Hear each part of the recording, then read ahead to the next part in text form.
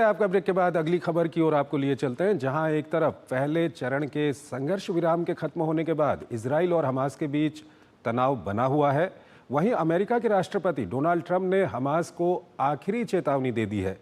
Trump की चेतावनी पर बोलते हुए अमेरिकी विदेश मंत्री ने यहां तक कह दिया है कि ट्रंप का धैर्य अब जवाब दे चुका है।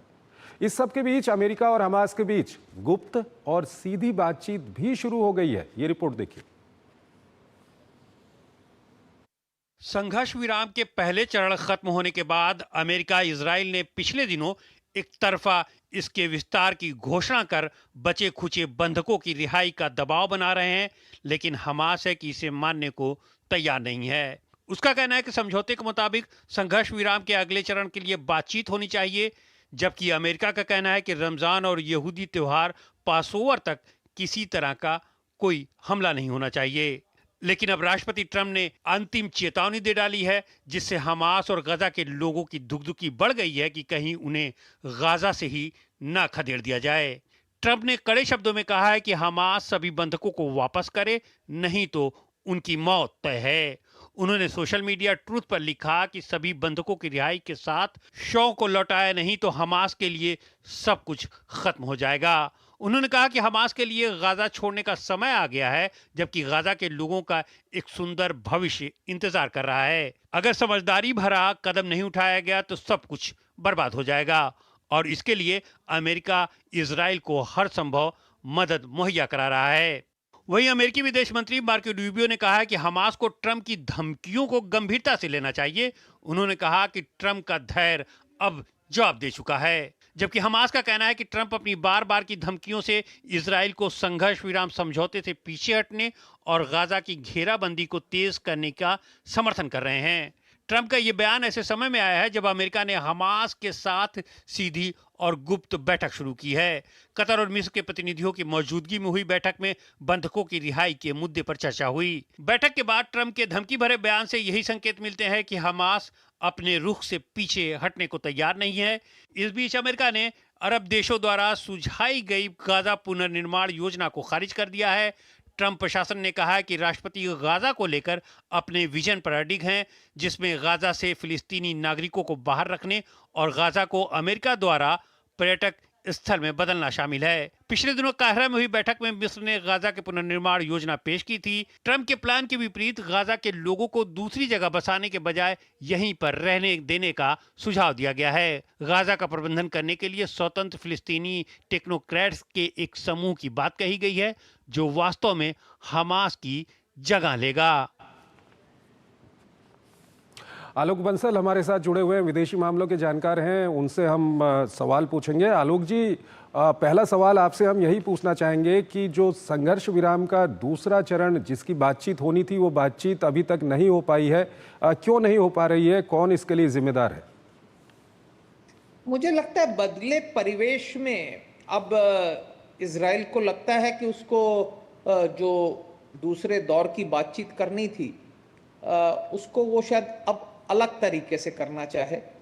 वो अपनी सेना जो पूरे, और वही बात अब हमास ने कही है कि राष्ट्रपति ट्रंप की ये जो चेतावनी है ये दर्शा रहा है कि राष्ट्रपति ट्रंप नहीं चाहते कि ये जो समझौता हुआ था इसका पूरा क्रियान्वयन हो।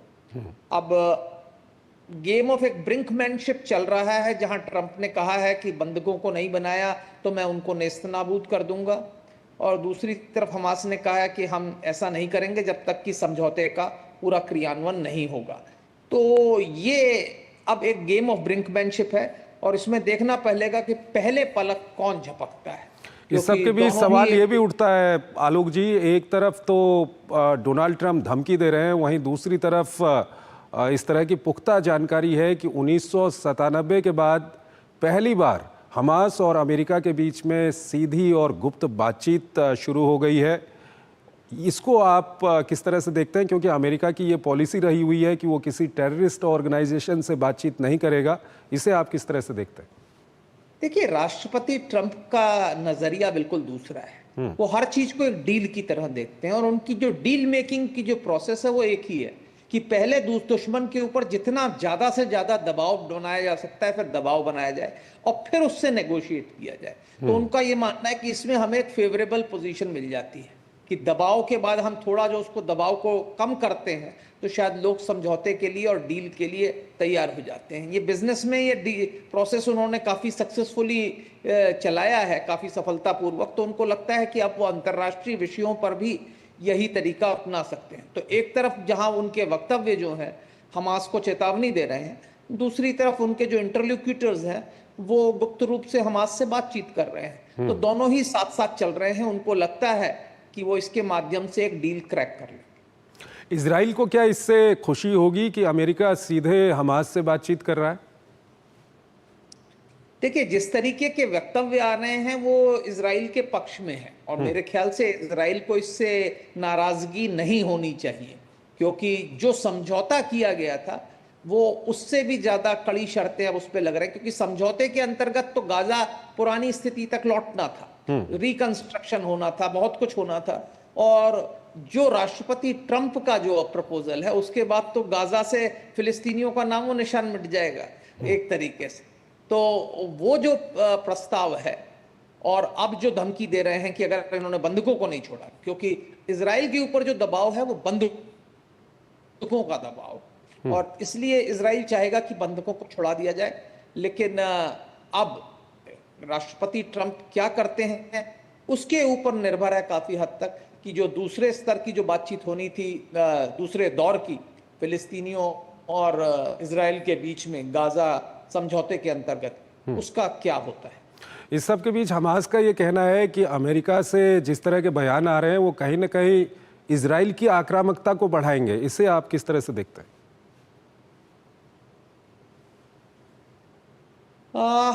इजराइल की आक्रामकता को हमास के बयान बढ़ाएंगे कि नहीं बढ़ाएंगे, लेकिन राष्ट्रपति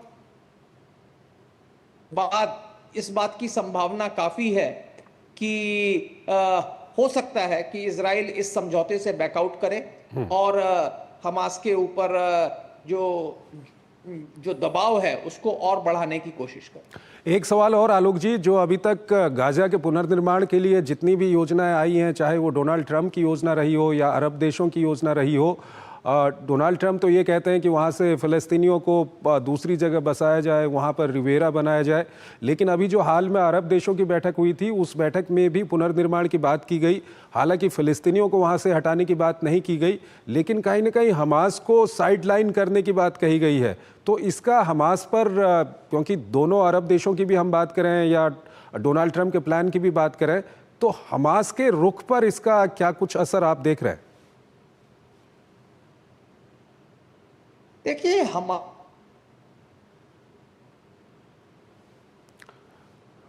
ठीक है, की कोशिश है और इसी के अंतर्गत ये जो वक्तव्य है कि हम फिलिस्तीनियों को वहां से नहीं हटने देंगे और उन्हीं के रिकंस्ट्रक्शन की बात कर रहे हैं गाजा, इससे हमास के लोगों को एक सांत्वना देने की कोशिश की जा रही है। और उससे ज्यादा महत्वपूर्ण बात यह है कि अरब देश जो हैं अपने आवाम को एक संदेश दे रहे हैं कि हमने फिलिस्तीनियों का जो कॉज है उसको पूरी तरह से सरेंडर नहीं किया है। ये अपने डोमेस्टिक ओपिनियन के लिए ज्यादा है बजाय हमास को कोई सहायता पहुंचाने की। ठीक है आलोक जी, बहुत बहुत आपका शुक्रिया हमारे इस कार्यक्रम में जुड़ने के लिए और दोनों ही विषयों पर अपना महत्वपूर्ण